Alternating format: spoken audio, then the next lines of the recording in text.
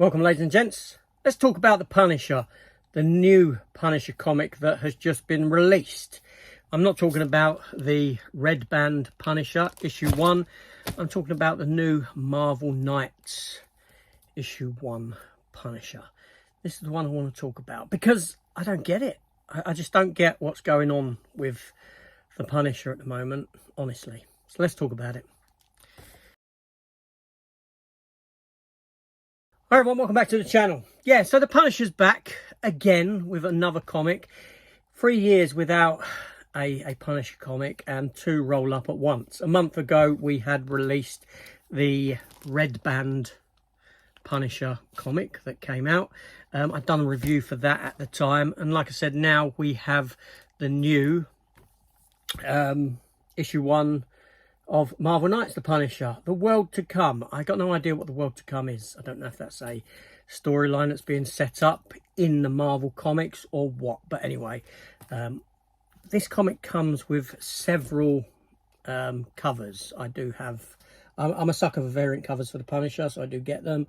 So we have one there, we have another one there, and we have another one there. And there's also a sort of 1 in 25 variant as well that I'm looking at getting.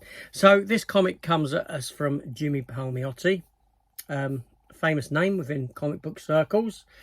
He's worked on a lot, been in the business for some considerable time.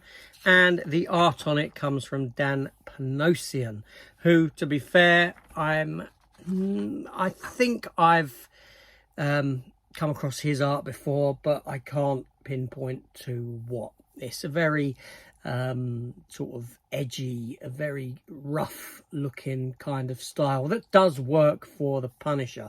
So this story here, obviously we see Frank return into the Marvel comic world, and he's doing what he does, but he's after this drug cartel, essentially a Mexican drug cartel.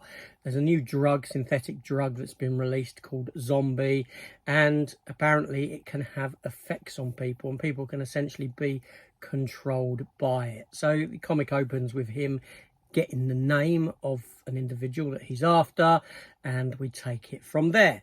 As the story progresses, Frank himself gets captured, and he gets dosed up with this drug while being beaten by this individual called El Zombie, who's wearing a sort of face covering with the bottom half being the old Punisher logo. Yes, the Punisher's got a new logo in this, and we'll talk about that as well. And something occurs at the very end of the comic that I don't want to spoil if this is a comic you want to go into read, because I want to talk about the comic rather than the story of the comic and what goes on therein. Okay, so I enjoyed it. I'm a big Punisher fan, and, you know, it's nice to have the character of Frank Castle back after that mess with the Jason Aaron run, the one where he was kind of working for the Hand. That was a complete, you know, disaster. And obviously here they have given the Punisher a new logo, a new design on his chest, which, you know, they did for the Jason Aaron one, which was, you know, that horned Punisher skull, which was god-awful. But here, at least we have something more akin to what the Punisher skull once was, if that makes sense. I don't mind it. I'm not, you know, I don't not like it. It's not the original skull, but I don't dislike what they've done here with this one.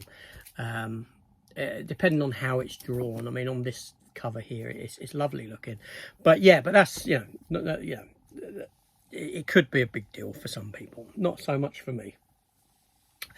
What I don't get about this is it's like Marvel, the people at Marvel for the past 3-4 years have sat down and had the same conversation, and the same thing has gone out. And I don't understand whether Marvel are scared of this character and what this character represents, because what I don't understand is that the Jason Aaron run, the Marvel Red Band comic, and this new comic do exactly the same thing.